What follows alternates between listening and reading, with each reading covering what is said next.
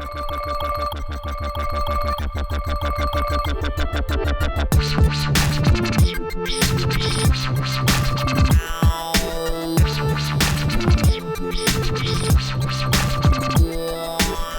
and welcome to Inside AlliSports. Today we're on location in Encinitas, California for a new look at the art of action.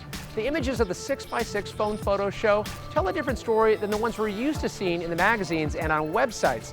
These images are not crisp, shot with long lenses, boards flying in the air that we've grown accustomed to. No, these are pro shooters shooting on cell phones, offering up a new perspective. I'm Pat Parnell, and today we take you inside skate. When people talk about cell phones in terms of like the ability to capture images, has it become too easy or has it become so accessible where it completely opens up the art of photography to a lot of more artists out there? Well, to me it's just another, tool in the paint box, and anything to do with a camera, I've always been into it. For the on the street perspective, it's really handy. You can kind of create any look or any type of old school film type of format. It's all in what you see, and it's how you compose it, and it's how you see images. So it's just like, this is how I see the world.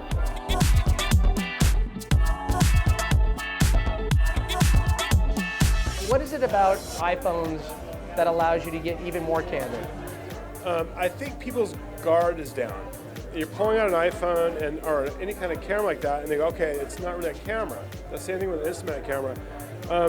And I think what's interesting about it is that on top of that, you can show the world so quickly.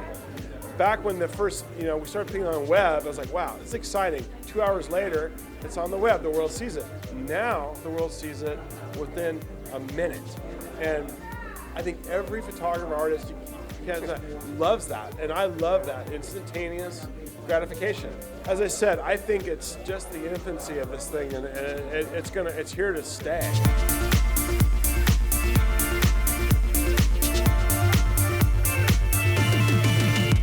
There's so many apps. Is it cheating to take stuff on the iPhones and using all the apps? No, I don't know. I use it as backup at first. And now sometimes I'll just shoot with the cell phone and run it through the apps, and it is cheating as far as darkroom work goes. But sometimes I like my photos, on the cell phone more than I like that I do in Photoshop. It is as good as film. I didn't want to be that old curmudgeon that was hanging on to film. You know what I mean? You'll never be curmudgeon-y. Well, that would be, but wouldn't that be expected of the old escape photographer to kind of, screw, digital, and no, I jumped right in. I was one of the first guys to jump in on it. First, I was a little pissed off. I was like, oh my God, I hate this. But now I've realized it's just another part of the process. And I think great photographers take great Instagram photographs. I'm blown away. Like on Instagram's a great example because there's such an exchange. This combination of photography and social media is really cool. I'm totally pro technology and that exchange of creative ideas. I think that's really powerful. So yeah, to me it's exciting of where art and technology will take us.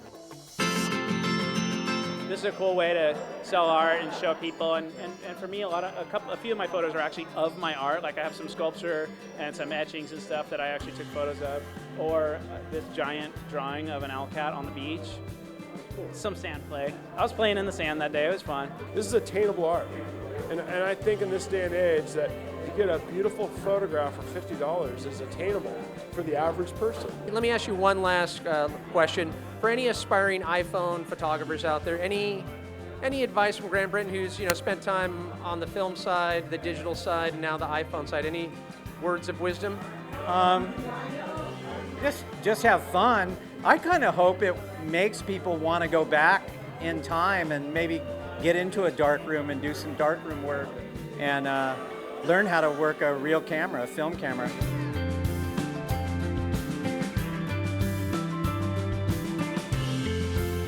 Well, that's it for another episode of Inside AlliSports. Don't forget, be sure to subscribe to Inside AlliSports here on the YouTube channel.